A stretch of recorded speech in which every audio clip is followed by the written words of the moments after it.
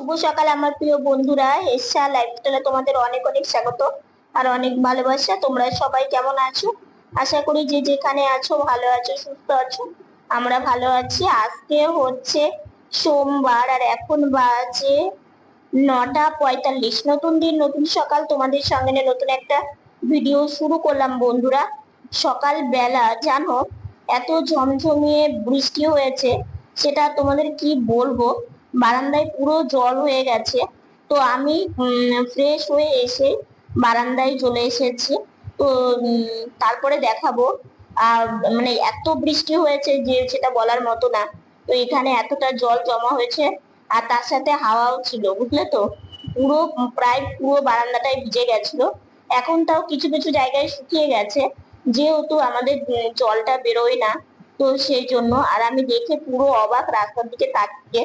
তো সারাদিন কি করছি না করছি সঙ্গে থাকো, আশা করি আজকের ভিডিওটা তোমাদের খুব ভালো লাগবে।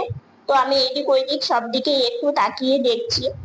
দেখে পুরো মনটা একদম খারাপ হয়ে গেল। আসলে কি মানে জল আমাদের এই জায়গাটা এত নিচু যে বেশি বেশিক্ষণ না, 1 ঘন্টা থেকে 1.5 ঘন্টা বৃষ্টি হলেই পুরো মানে জল হয়ে যায়। তো দেখো একটা কথা কি, মানে বাড়ির সামনে জল আসলে না একটু মনটা খারাপ থাকে। কারণ বাইরে তো বেরোতেই হয়, তাই না বলো তো। প্রত্যেকটা কাজেই কিন্তু বাইরে বেরোতে হয়। তো যাই হোক, এই যে দেখো আমাদের দুয়ারে আরো জল ছিল, যদিও জলটা বেরিয়ে যাচ্ছে, বৃষ্টির জল। মানে নদীটা কম আছে জন্য জলটা বেরিয়ে যাচ্ছে। আবার এই সাইডটাও দেখো পুরো মন্দিরের ওইখানে জল, রাস্তাতে জলে যে জল যাচ্ছে বোঝাই যাচ্ছে। তো যাই হোক, নদী কম থাকলে চিন্তা নেই, আর নদী মানে ভর্তি থাকলেই আমাদের খুব টেনশন হয়। আর জল থাকলে মানে যেতে চায় না। তো যাই হোক, পুরো রাস্তার অবস্থা একদম নাজেহাল, মানে যাকে বলে বেহাল অবস্থা। এদিকে দেখছি যে রৌদ্র তো নেই, তার সাথে সাথে পুরো আবার মেঘলা হয়ে আসলো।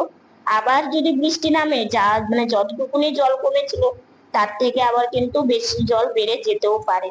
তো যাই হোক, জল দেখলে তো আর মানে চলবে না। সকাল থেকে এখনো কিচ্ছু খাইনি। তো আর আমার ঘুম আসতে মানে ঘুম থেকে আমি জেগেছি মেঘের গর্জনে, জানো তো। মানে আহ, সকালবেলা তো আমি সজাগ হই, আবার ঘুমিয়ে থাকি, কারণ বোন মা কাজ করে, তোমরা তো জানো। এমন ভাবে মেঘ ডেকেছে, মানে সেটাতেই আমি মানে সজাগ হয়ে গেছি। তো তারপর আর ঘুমাইনি। তো যাই হোক, বাইরে থেকে চলে আসলাম ঘরে, কারণ এইদিকে মা রান্নাও বসিয়ে দিয়েছে। তো একটা ভালো মানে খুব সুন্দর কচি একটা চাল কুমড়ো এনেছে। তো ঘন্ট তো প্রায় খাওয়াই হয়, তাই না। তো মাকে বলেছিলাম যে মা, যেদিন চাল কুমড়ো একটু কচি নিয়ে আসবে তুমি না, সেদিন একটু পাট ভাজা করো। এটাকে আমরা পাট ভাজা বলি। তো এইভাবে খেলে না বেশ ভালো লাগে খেতে। তো সেই জন্য মা নুন হলুদ দিয়ে মেখে রেখে দিয়েছিল। আর এই যে দুবারে ভেজে নেবে।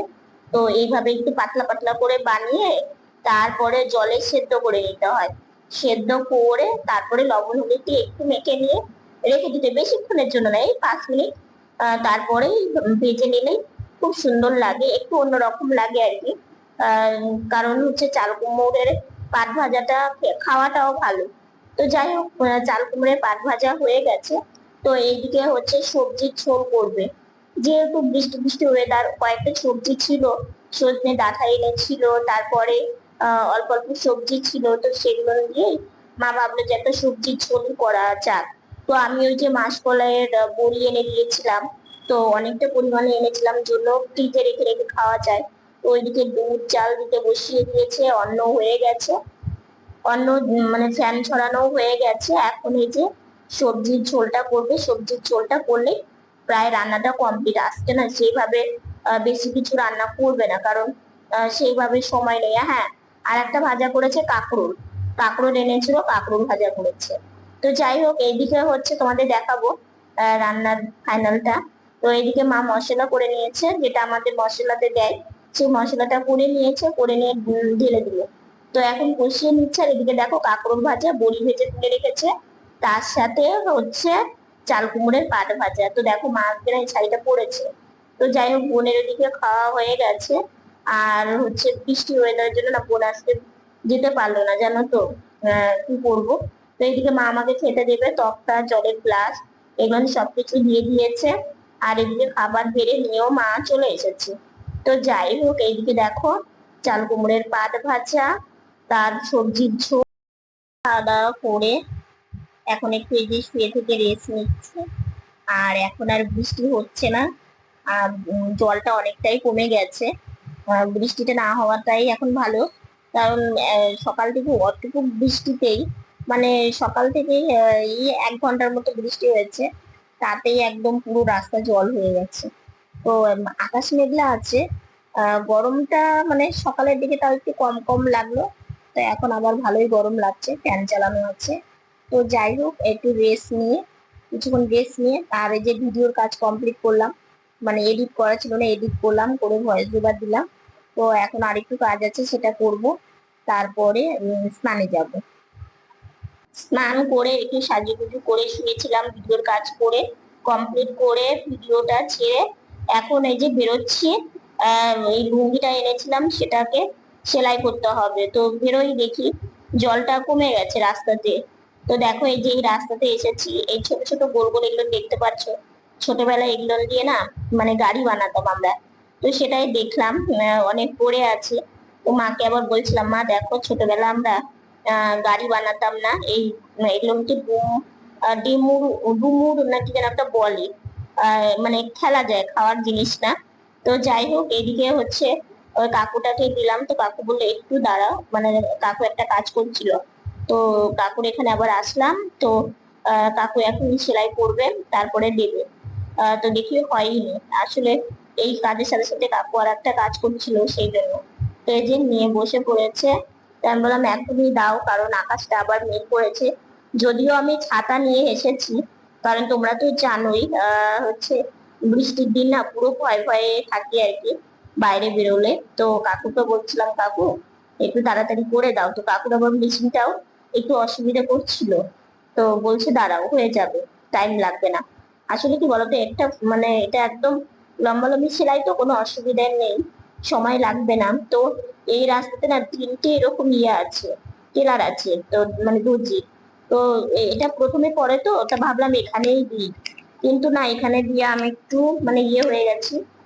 কারণ যে কোনো জিনিস সব জায়গায় দরদাম করে করতে হয়। তো আসলে কি বলতো, ওই যে আকাশটা মেঘলা হয়েছে, তার মধ্যে হচ্ছে মানে এটা না করলেই না। আর আমাদের পাড়াতে আছে, মানে ওই দিকটা জল হয়ে গেছে, তো ওই দিকটা যেতে পারিনি।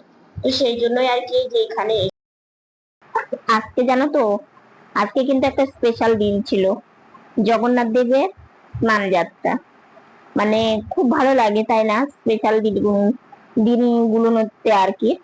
তো আজকে আমাদের নিমন্ত্রণ ছিল আমার মামার বাড়িতে। মামার বাড়ি বলতে এক মামা আছে বৈষ্ণব, তো সেই মামা বাড়িতে আজকে মানে জগন্নাথ প্রভু বের করে। তো সেই জন্য আজকে স্নান ছিল।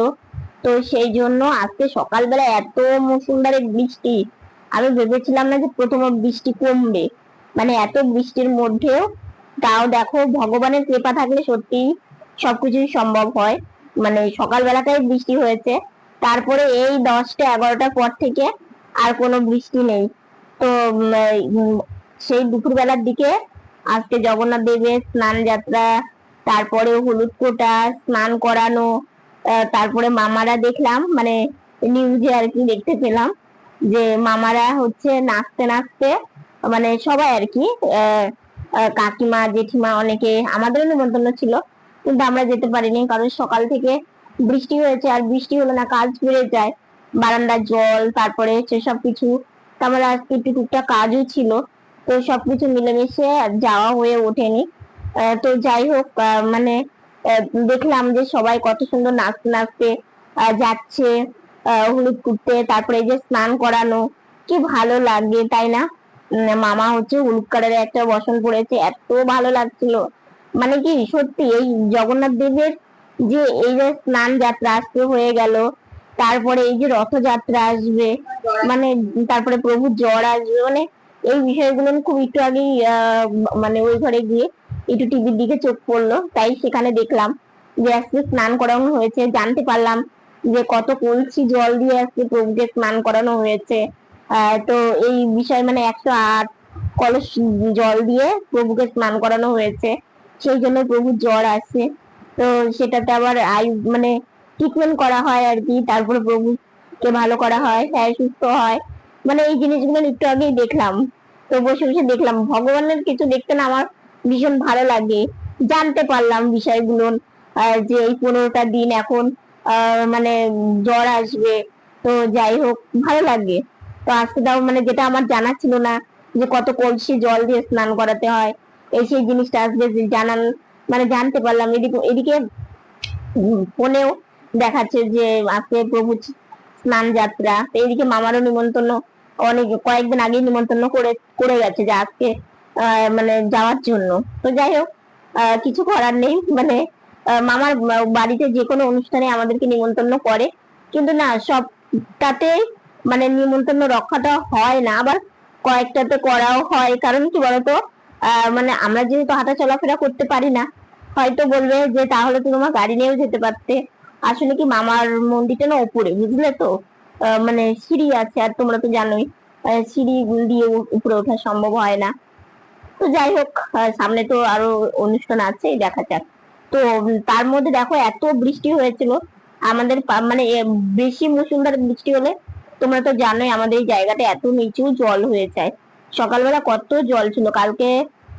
যে মায়ের মা আমি গিয়ে তো দেখলে কাপড় নিয়ে আসলাম, তারপর বাবার লুঙ্গি লাগতো সেটা এনেছি, কিন্তু সেটা সেলাই করাবো। মানে আমাদের পাড়াতে একটা বৌদি আছে, মানে আমাদের মানে রিলেটিভের মধ্যেই। তো সেই বৌদির বাড়িতে যাব, তো সেই পাড়াটাতে প্রচন্ড জল থাকে আরো, মানে আমাদের এখান থেকেও ওই ওই সাইডটা আরো জল থাকে। এবার দেখো ওইখানে গিয়ে সেলাই করানোর মতো মানে হবে না, তো সেখানে যেতে পারিনি। তো সেই জন্য মানে আমাদের বাড়ি থেকে কিছুটা দূরে আর কি গিয়ে তারপরে আজকে সেই দর্জিকে দিয়ে, দেখলেই তোমরা, দর্জিকে দিয়ে তারপরে হচ্ছে সেটা ঠিকঠাক করে নিয়ে আসলাম লুঙ্গিটাকে। তো আজকে বেরোতে বেরোতেও দেরি হয়ে গেছিল। আর চারিদিকে জল, তো মানে জল যেমন গরম পড়লেও কষ্ট হয়, সেরকম যখন জল হয় চারিদিকে তখন আর ভালো লাগে না, বুঝলে তো। আর তার মধ্যে তোমরা জানোই আমার গাড়িটা নতুন গাড়ি, আর জল কাদার মধ্যে বেরোলে বুঝতেই তো পারো।